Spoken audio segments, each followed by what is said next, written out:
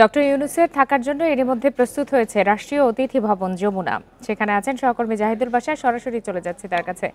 Zahidul Bashar, doctor Yunus কখন যমুনায় পৌঁছাবেন এবং এরই মধ্যে আমরা জানি যে পুরোপুরি প্রস্তুত করা হয়েছে রাষ্ট্রীয় অতিথি ভবন যমুনা। প্রিয় নম্বর সেট করে বিকাশে সেন্ড মানি করুন ফ্রি।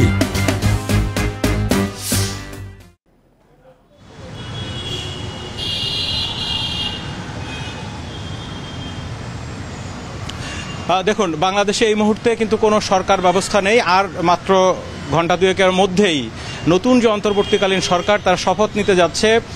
বঙ্গভবন এরই মধ্যে যেমন প্রস্তুত 400 অতিথির সামনে তার শপথ গ্রহণ অনুষ্ঠানের জন্য, একই সাথে যিনি এই সরকারের প্রধান হতে যাচ্ছেন নোবেল বিজয়ী প্রফেসর ডক্টর ইউনূস, তার নামের সাথেও যে নতুন পরিচয় বাংলাদেশের অন্তর্বর্তীকালীন সরকারের প্রধান, সেই প্রধানের জন্য কিন্তু বাসভবনও প্রস্তুত করে রাখা হয়েছে। আপনি দেখতে পাচ্ছেন এরই মধ্যে রাষ্ট্রীয় অতিথি ভবন যে যমুনা, সেই যমুনার পুরো নিরাপত্তা দায়িত্ব কিন্তু সেনাবাহিনী নিয়েছে। তার চতুর্পাশেই কিন্তু বিভিন্ন ব্যাটালিয়ন আনসার মোতায়েন করা হয়েছে, সেনাবাহিনী রয়েছে।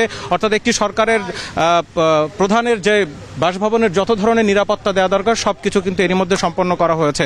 আমরা এরই মধ্যে যেটি জানতে পেরেছি যে এই সরকারের প্রধান সহ অন্যান্য যারা তার সাথে থাকছেন আরও 14-15 জন, তাদের জন্য কিন্তু সচিবালয়ের দপ্তরও প্রস্তুত হয়ে গেছে। সেখানে এরই মধ্যে আমরা যেটি খবর পেয়েছি যে প্রায় 20-21টি নতুন গাড়ি প্রস্তুত করা হয়েছে, BMW সহ, যেটিতে ডক্টর ইউনূস অর্থাৎ প্রধান যিনি হচ্ছেন তিনি থাকবেন, তিনি চলাচল করবেন।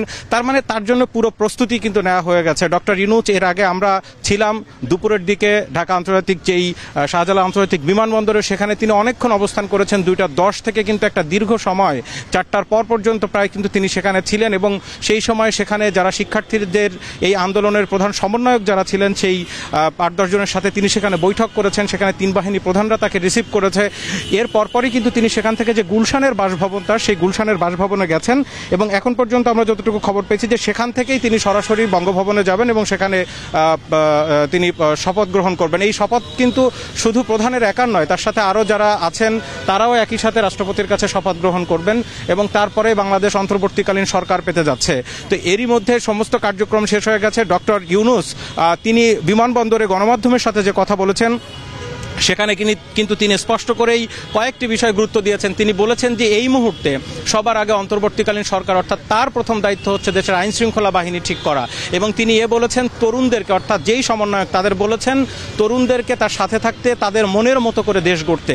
তিনি বলেছেন যে তার উপরে ভরসা রাখতে, আর কারো উপর আক্রমণ হবে না। তিনি সেখানে সংখ্যালঘুদের উপর আক্রমণ সহ বিভিন্ন বিষয়গুলো নিয়ে উদ্বেগের পাশাপাশি তিনি এগুলো নিষেধ করেছেন এবং তিনি ভরসা দিচ্ছেন যে আগামীতে আর কখনো, যেহেতু সরকারের দায়িত্ব নেওয়ার পরপরই তিনি এই বিষয়গুলো হাত দেবেন।